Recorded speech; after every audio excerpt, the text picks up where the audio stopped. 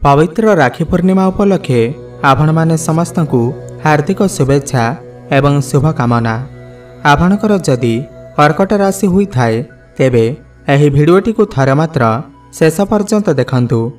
कर्कट राशि व्यक्तिविशेष मानकर जीवन एही राखी पूर्णिमा ठारू बदलिबाकू जाउअछि, कारण ग्रह नक्षत्र मानकर चलन रे गोटे बहुत बड़ परिवर्तन हेबाकू जाउअछि, जहा द्वारा आपणकर जीवन रे चलिथिबा समस्त दुख कष्ट एवं समस्यार अंत हेबाकू जाउअछि एवं पुणी थरे खुशी फेरिबाकू जाउअछि।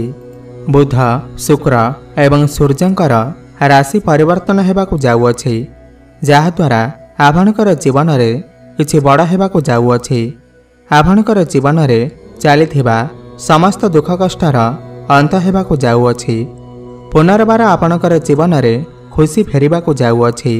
तेबे आसंतु जानिबा आपणकर जीवन रे कौन सबु बड़ परिवर्तन हेबाकू जाउअछि। एहा पूर्वरु जदि आपणकर भी कर्कट राशि हुई थाए एवं आपण भी ईश्वर को सच्चा हृदय भक्ति करती विश्वास करती, तेबे एही भिडियोटी को लाइक करी कमेंट बॉक्स रे जय जगन्नाथ हर हर महादेव अवश्य लिखि दियंतु। देखंतु पूर्वर आपणकर स्वास्थ्य खराब रहुथिला, धन जनित समस्या देखा देउथिला। आपण ऋण नेइथिले किंतु ऋण सुझी पारु नथिले। ऋणर भार आपणकर ऊपर बढ़ी जाइथिला। गृह परिवार रे खुशीर वातावरण नथिला। शिक्षा क्षेत्र रे समस्या देखा देउथिला। आपणकर अनेसेसरी खर्च हेउथिला। समाज रे आपणकर मान सम्मान नथिला। आपणकू चाकरी प्राप्ति होई पारु नथिला। संतान संतति पाई आपण चिंतित थिले, तेबे व्यापार रे मध्य लॉस हेउथिला एवं प्रेम जीवन रे मध्य समस्या देखा देउथिला। तेबे एही भली जहा भी समस्या आपणकर जीवन रे चालुथिला ताहा एबे दूर हेबाकू जाउअछि। आपणकर जीवन रे पुणी थरे खुशी फेरिबाकू जाउअछि। आपणकर जीवन रे नूतन सूर्य उदय हेबाकू जाउअछि। देखंतु शुक्रंकर राशि परिवर्तन हेउछि। शुक्र जे कि धनर कारक ग्रह। शुक्र ग्रह को माँ लक्ष्मी को स्वरूप माना जाए। शुक्र आपणकर द्वितीय भाव रे विराजमान अछंती एवं बुध मध्य आपणकर द्वितीय भाव रे विराजमान अछंती। बुध हेउछंती नारायण को स्वरूप ग्रह। तो बुध एवं शुक्र आपणकर धन भाव रे अछंती। आपणकर धन भाव रे लक्ष्मी नारायण राजयोगर निर्माण हेउछि। आपणकर धन बढ़िब। चारि दिगरु आपणको धन प्राप्ति हेब, काहेकि ना द्वितीय भाव आपणकर धनर भाव होइथाय। पारिवारिक सुखर भाव होइथाय। कुटुंबर भाव होइथाय। आपणकर बाणीर भाव होइथाय। एही समय रे आपणकर बाणी रे मधुरता आसीब। आपणकर बाणी द्वारा लोकमाने आपणक आड़कू अग्रसर हेबे, आकर्षित हेबे। आपण आपणकर बाणी द्वारा धन रोजगार करि परिबे। पारिवारिक सुख आपणको प्राप्ति हेब। आपण एही समय रे किछि पैसा मध्य संचय करि परिबे। एही समय रे आपणकर डेली इनकम रे वृद्धि आसीब। Bank balance बढ़िब। रोजगार रे वृद्धि आसीब।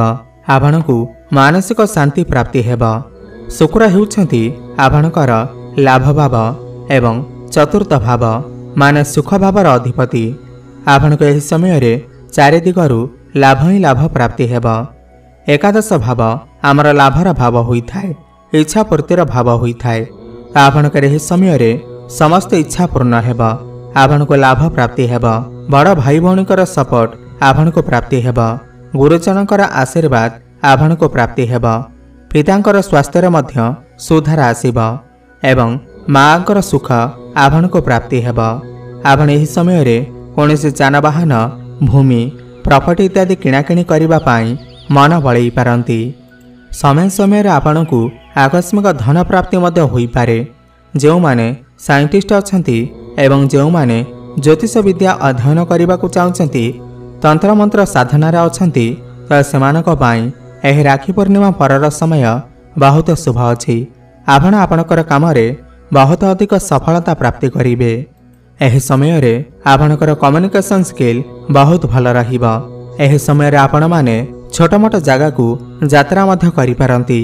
छोट भाई भौणीकर सपोर्ट आपणको प्राप्ति हेब। आपणको प्रति भल पाइबा बढ़िब। बैंकिंग क्षेत्र में थिबा लोकमानक पाई ट्राभेल एंड टूर एवं स्टेशनरी ब्यूटी पार्लर किंबा जल संबंधित कार्य आपनकु बहुत अधिक सफलता प्राप्ति हेबा। देखंतु एही समय रे आपनकर भाग्य मध्य मजबूत हेबाकु जाउअछि। भाग्य बल रे आपण समस्त कार्य रे सफलता प्राप्ति करिवे। कम परिश्रम रे अधिक सफलता प्राप्ति करिवे। आपण एही समय रे कोनोसी बड़ इन्वेस्टमेंट करि पारंती किमा कोनोसी बड़ जिनिसर क्रय विक्रय करि पारंती किमा कोनोसी बड़ कार्यर आरंभ मध्य करि पारंती।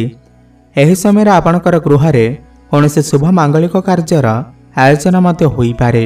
देखंतु देवगुरु बृहस्पति आपणकर एकादश भाव रे अछंती, लाभ भाव रे अछंती एवं एकादश भाव रे बसी आपणकर पंचम भाव को देखुछंती। तो शिक्षा क्षेत्र पाई एही राखी पूर्णिमा परर समय बहुत शुभ अछि।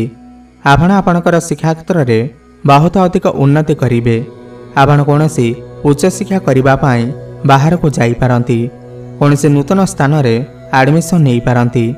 जदि आपण किछि फॉर्म फिलअप करबा को चाहुचंती, आपणकर पाठ पढ़ा रे किछि बड़ डिसीजन नेबा को चाहुचंती किंबा एही राखी पूर्णिमा परे जदि आपणकर कोनोसी एग्जाम अछि तेबे आपनको निश्चिंत सफलता प्राप्ति हेबा। आपणकर मन पाठ पढ़ा रे लागिबा। प्रेम जीवन पाई मध्य एही राखी पूर्णिमा परर समय बहुत शुभ अछि।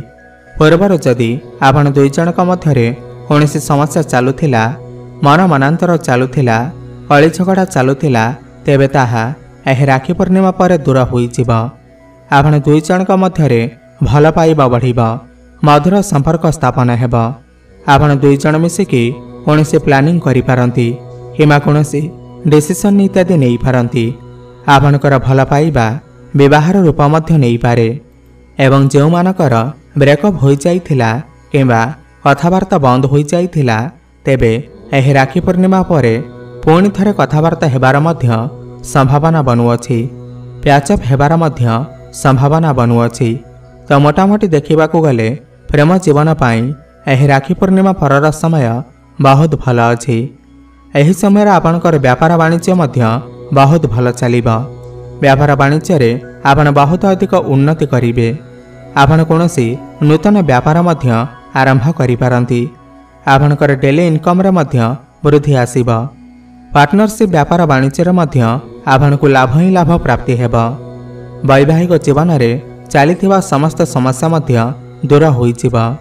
आपण दुई जनक मध्यरे मधुर संपर्क स्थापन हेबा। तालमेल भल रहिबा। आपण दुई जन मिसी कोनोसी बड़ डिसीजन नहीं पारंती, फैमिली प्लानिंग मध्य करि पारंती एवं जो मानक पाखरे कोनोसी संतान नाही, संतानर कामना करुथिले तो सेमानकु संतान सुख मध्य प्राप्ति होई पारे।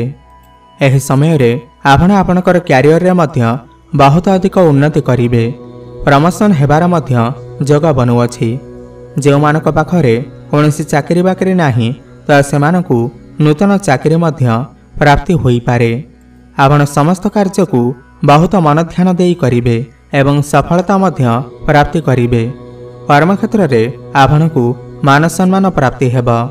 ऊपर ऑफिसरंकर सपोर्ट आपनकु प्राप्ति हेबा। कर्म क्षेत्र रे कोनोसी गोटिए बड़ परिवर्तन होई पारे। आपण आपनकर कर्म को नहीं विदेश यात्रा मध्य करि पारंती। भ्रमणर जोग मध्य बनुअछि। आपण एही समय रे कोनोसी दूर स्थान को यात्रा मध्य करि पारंती। विदेश रे रही काम कार्य करुथिबा लोकमानक पाई एही राखी पूर्णिमा परर समय बहुत शुभ अछि। आपण कोनोसी एमएनसी कंपनी रे जॉब मध्य पाई पारंती, किंतु आपण टिके बाहर खाद्यपेय उपरे नियंत्रण रक्षा करंतु। बाहर खाद्य एते खांतु नाही, नहेले पेट संबंधित समस्या देखा देई पारे। ठंडा ज्वर भली समस्या किछि देखा देई पारे। एथिप्रति आपण टिके ध्यान देबे। तो मोटामोटी देखिबाकू गले एही राखी पूर्णिमा परे आपण माने समस्त क्षेत्र रे सफलता पाइबाकू जाउछंती। ताहा शिक्षा क्षेत्र हेउ, प्रेम जीवन रे हेउ, व्यापार वाणिज्य, कैरियर क्षेत्र रे हेउ, समस्त क्षेत्र रे आपनको सफलता प्राप्ति हेबाकू जाउअछि।